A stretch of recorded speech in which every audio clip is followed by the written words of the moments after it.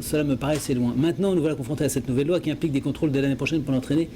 Et je n'ai pas envie de m'y soumettre, les trouvant bien trop prématurés, bien trop intrusifs. Alors, il ne faut pas du tout vous inquiéter à ce sujet parce que ce n'est pas exact, en fait. Ce n'est pas exact. Vous allez voir que, en effet, le ministère prétend qu'il y a eu une nouvelle loi, mais il n'y a pas eu une nouvelle loi en réel sur le fond.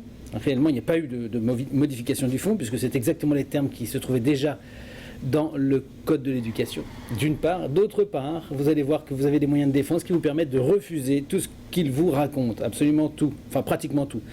On ne peut pas refuser le contrôle, qui est bel et bien obligatoire, mais on peut refuser toutes sortes d'intrusions dont il parle et qu'il tente d'imposer. On peut leur refuser grâce à la loi. Et à ce moment-là, ils ne font rien, ils ne peuvent rien faire, sans quoi ils sont hors la loi et donc sanctionnables par les tribunaux.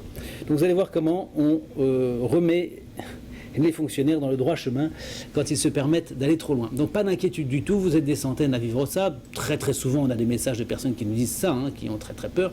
Et on leur montre qu'en réalité il ne faut pas du tout avoir peur puisqu'on a tous les éléments pour les recaler. Ma démarche première est donc de vous demander conseil. J'ai lu vos articles sur le sujet, me parler de certaines clés par lesquelles vous pouvez échapper légalement à ces contrôles et ça m'intéresse.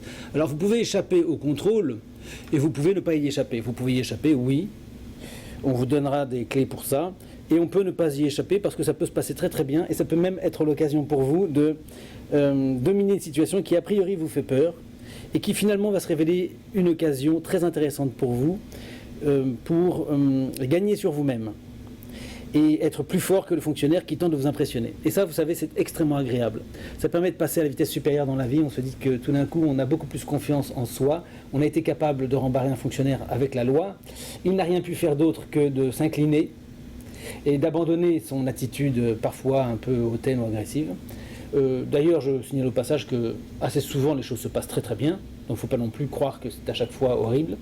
Mais même les fois où ça se passe mal, vous avez de quoi dire les choses calmement, simplement avec le sourire qui le recale. Et donc vous vous sentez victorieuse et forte. Et vous dites, ma foi, j'ai réussi à recadrer un fonctionnaire.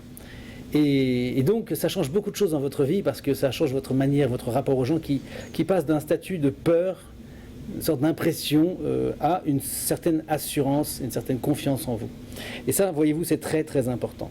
C'est très important parce que vous allez ainsi acquérir le statut de citoyen souverain de ce pays, ce qui est normalement le cas selon la Constitution. C'est vous le patron, c'est pas le fonctionnaire.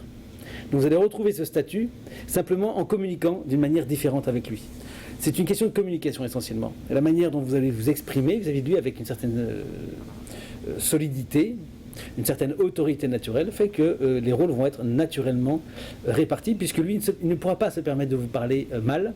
Vous pourrez à ce moment-là lui dire, monsieur, je vous rappelle que vous ne pouvez pas me parler sur ce ton, c'est moi la patronne, c'est moi qui vous paye, c'est moi votre patronne, c'est moi la citoyenne, vous êtes le fonctionnaire, vous êtes à mon service. À ce moment-là, qu'est-ce que vous voulez qu'il fasse? Il ne peut pas vous dire, non, non, madame, c'est moi le patron. C'est pas possible. Il est obligé de faire marche arrière.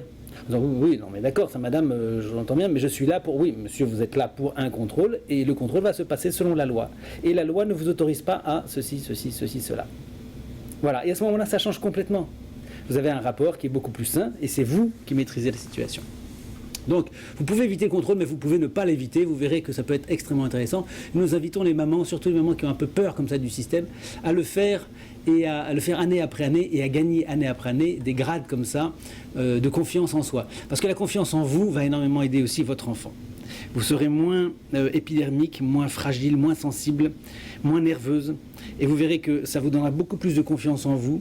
Vous aurez une maîtrise et votre enfant va en tirer un très grand profit parce que lui aussi, il va apprendre cette maîtrise que vous allez lui transmettre à votre tour. C'est une occasion en fait unique de lui transmettre quelque chose.